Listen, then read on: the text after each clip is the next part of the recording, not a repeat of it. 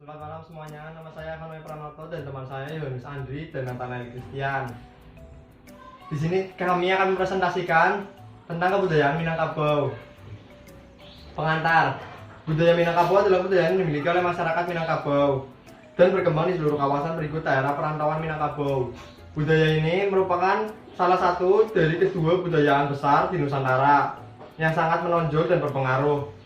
Budaya ini memiliki sifat egaliter, demokratis, dan sintetik yang menjadi antitesis bagi kebudayaan besar lainnya, yakni budaya Jawa yang bersifat feodal dan sinkretik, berbeda dengan kebanyakan budaya yang berkembang di dunia yang menganut sistem patrilineal. Budaya Minangkabau justru menganut sistem matrilineal baik dalam hal pernikahan, persyukuran, warisan, gelar adat, dan sebagainya.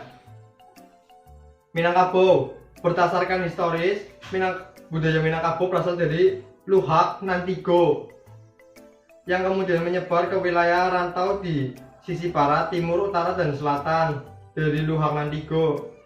Saat ini, wilayah budaya Minangkabau meliputi Sumatera Barat, bagian barat Riau, pesisir barat Sumatera Utara, bagian barat Jambi, bagian utara Bengkulu, bagian barat daya Aceh, Aceh Selatan, Aceh Barat, Nagan Raya, dan Kabupaten Aceh Tenggara.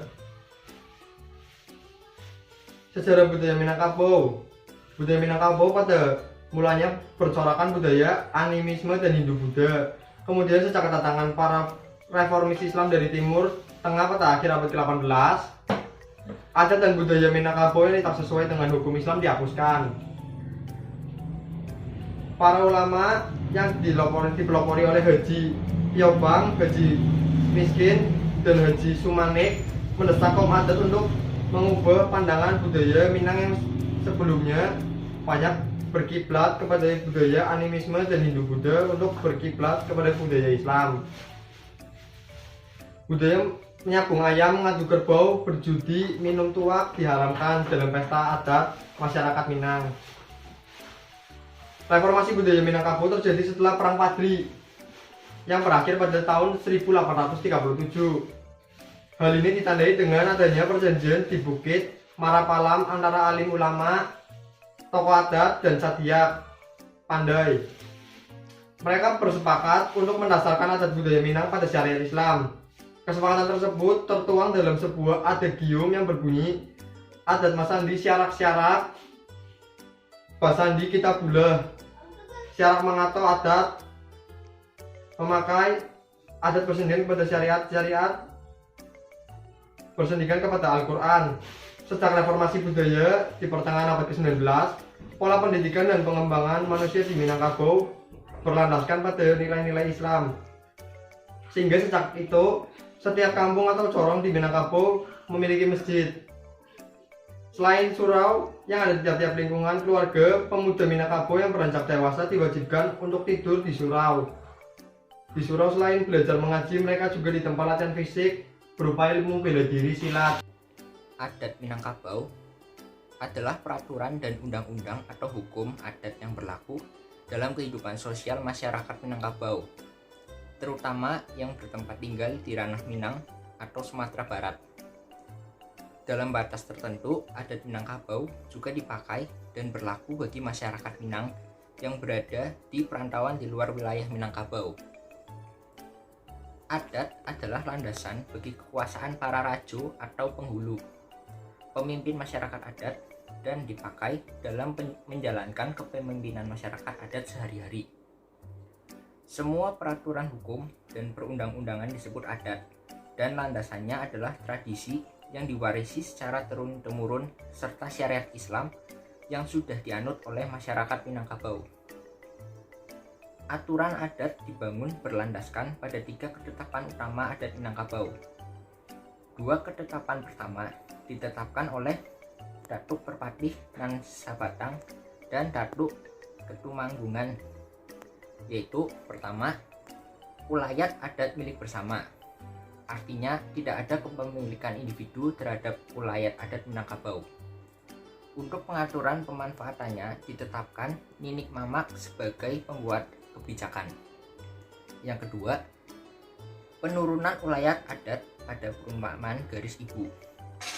Kaum perempuan diamanahkan sebagai pemegang ulayat adat dan diturunkan kepada anak perempuannya sebagai pemegang estafet ulayat adat. Perempuan pemegang ulayat adat tersebut dikenal dengan istilah Bundo Kanduang. Ketetapan ketiga masyarakat adat Minangkabau ditetapkan di puncak Pato Bukit Marapalam. Kesepakatan pemimpin adat dengan pemimpin agama Islam, kaum ulama menyepakati penambahan satu ketetapan adat untuk melengkapi dua ketetapan adat yang sudah ada sebelumnya. Yang ketiga, Islam agama masyarakat adat Minangkabau. Artinya, akibat ketetapan ketiga tersebut di masyarakat adat lahir satu lagi ketutup kepemimpinan masyarakat yang bertugas menjaga dan membimbing masyarakat dalam segi agama Islam, yaitu alim ulama. Tiga ketetapan adat tersebut dikenal dengan Tali Tigo Sapilin adat Minangkabau yang mengikat masyarakat adat sebagai satu kesatuan masyarakat adat Minangkabau. Dengan demikian, maka dianggap sempurnalah adat Minangkabau. Dua ketetapan adat yang tumbuh dari tanah disempurnakan dengan satu ketetapan yang datang dari langit. Kesempurnaan ini dikenal dengan adat Nan Basandi Syaraka. Syarak Basandi Kitabullah ABS SPK. Kepemimpinan masyarakat adat mengerucut pada tiga majelis musyawarah yang memiliki peran masing-masing di masyarakat adat. Kelembagaan kepemimpinan itu dikenal dengan Tungku Tigo Sajarangan atau TTS. Komponen TTS adalah yaitu yang pertama, Majelis Musyawarah Alim Ulama, majelis yang bertugas sebagai pengontrol atau penilai atau pengarah mewakili peran Tuhan atau Nanbana terhadap kesesuaian kebijakan-kebijakan yang dibuat dengan ajaran agama Islam sebagai agama masyarakat adat. Majelis ini juga bertanggung jawab menjaga pelaksanaan ajaran Islam di masyarakat adat Minangkabau. Yang kedua, Majelis Musyawarah Ninik Mamak, majelis pembuat kebijakan baik untuk pemanfaatan ulayat adat maupun untuk kebijakan-kebijakan lainnya yang akan diberlakukan di masyarakat adat. Yang ketiga, Majelis Musyawarah Bundo Kanduang, majelis pemegang ulayat adat Minangkabau dan harta-harta bersama lainnya serta penanggung jawab pendidikan generasi penerus masyarakat adat. TTS tersebut ada pada tiap tingkatan komunitas yang memiliki wilayah adat seperti komunitas nagari pemilik wilayah adat nagari, komunitas suku pemilik wilayah adat suku nagari, pemilik komunitas suku pemilik wilayah adat suku, dan komunitas kaum pemilik adat kaum. Pimpinan tertinggi dari masing-masing komunitas tersebut adalah Pangulu, yaitu pemimpin yang dipilih dari kaum Ninik Mamak sebagai pemimpin komunitas, kaum, suku atau nagari.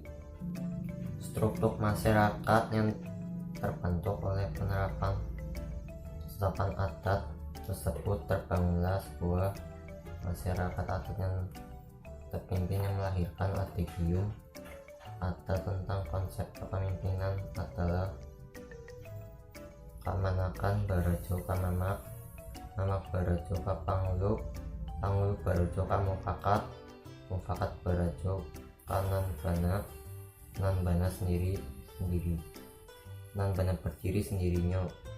Seorang raja dan penghulu memegang kekuasaan karena keturunan, dan kekuasaan itu menjadi sah karena didukung oleh para ulama yang memegang otoritas agama dalam masyarakat sebagai implementasi Adigium adat Basandi Syarak Basandi Kitabullah.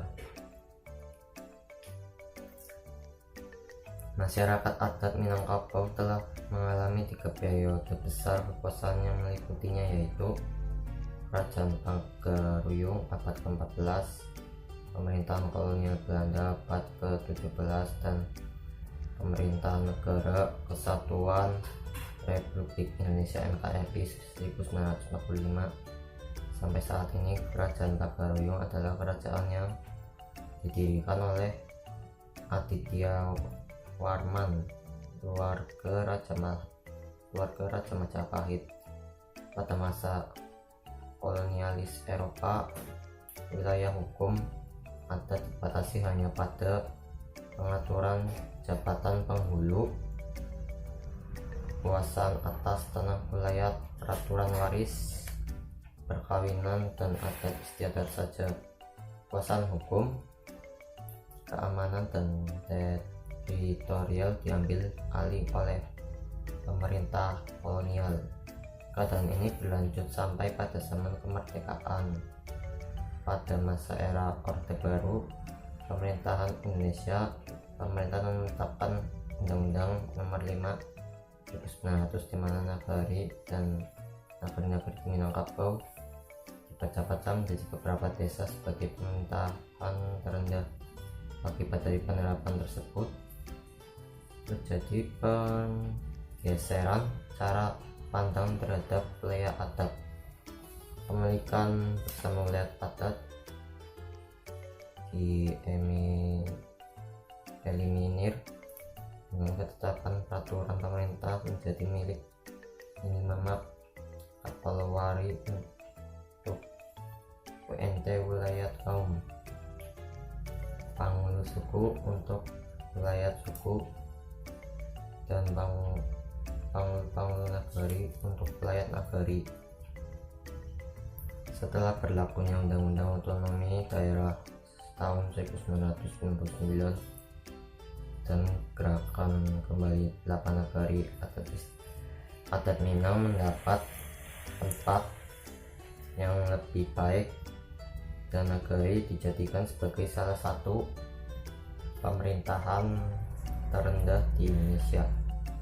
Namun supaya kembali untuk menegakkan adat Minangkabau di nagari mengalami stagnasi akibat kepemilikan wilayah adat tidak kembali dijadikan sebagai milik bersama.